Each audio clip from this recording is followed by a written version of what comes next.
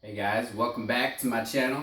This is another video about my guitar collection, and I'm just going through my guitars one at a time, saying what I like about them, saying what I don't like about them, and talking about how they sound and features and things like that. So anyway, this is the second electric guitar I've ever gotten. This is a Ibanez RG 350EX.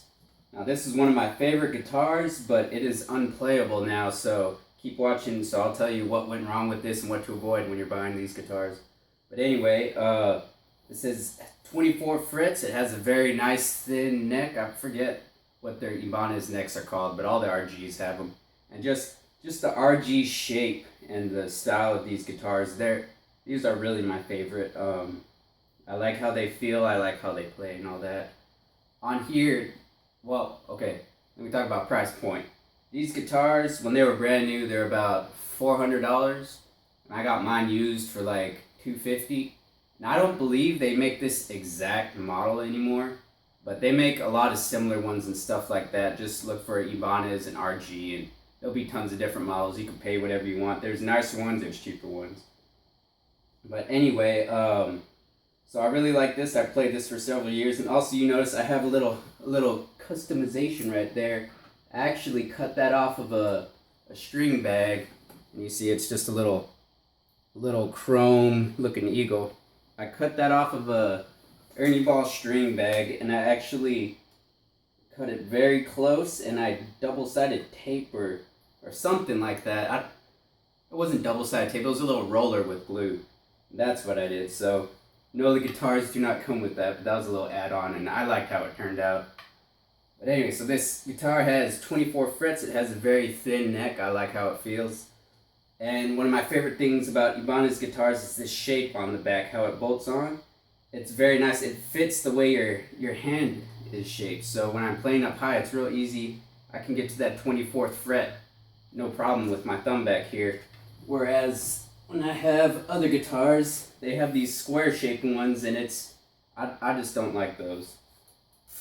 So anyway, so this is one of my favorite guitars, but what happened was, why this is unplayable, it comes with this Floyd Rose knockoff bridge right here.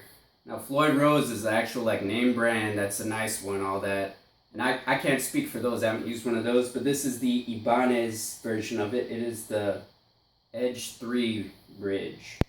So how a tremolo bridge works, because you can put a bar in here and bend the notes up and down and all that. How these work is your strings have tension on this side, and then in the back you have springs back here which has tension on the other side. So it's not resting against the wood, it's floating, and that's a floating tremolo. So this guitar originally came with gauge 9 or gauge 10 strings, and I decided I'd like thicker strings, so I got gauge 11. And what happened was, when I got gauge 11, it was pulling up too much, and there's only 3 springs in the back, and there's room for 5. So I put a 4th spring in there and evened it all out. And what happened was, I'll show you up close. These 2 screws on the side, all the weight, all this tension from the strings and the springs lie on these 2 screws. So what happened was, see how these are touching the pick guard now? These used to be back here.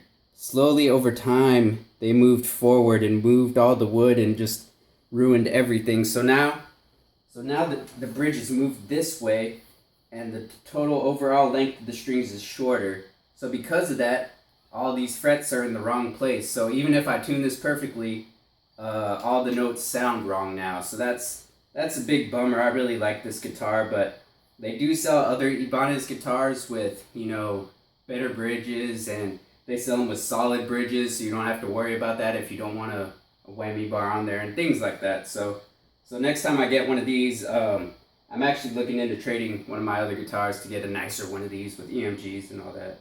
So yeah, so these are my favorite guitars. I would recommend these. You see, I believe even the cheaper versions, they all come with these double coil pickups, which is nice because that gets rid of buzz in your amplifier and all that when you use a lot of distortion. And they just feel good. They're easy to play. I just feel like you could do a lot more styles with this than you can with a Strat or something like that. But that's my recommendation, is to get one of these if you're a beginner. Just look out for the bridges. And yeah, unfortunately, since this one's messed up, I'm not really going to demo it for you guys. Alright guys, that's it for this video. I hope you enjoyed. I hope you learned something. Hopefully I was able to help some of you guys, shop for new guitars and all that.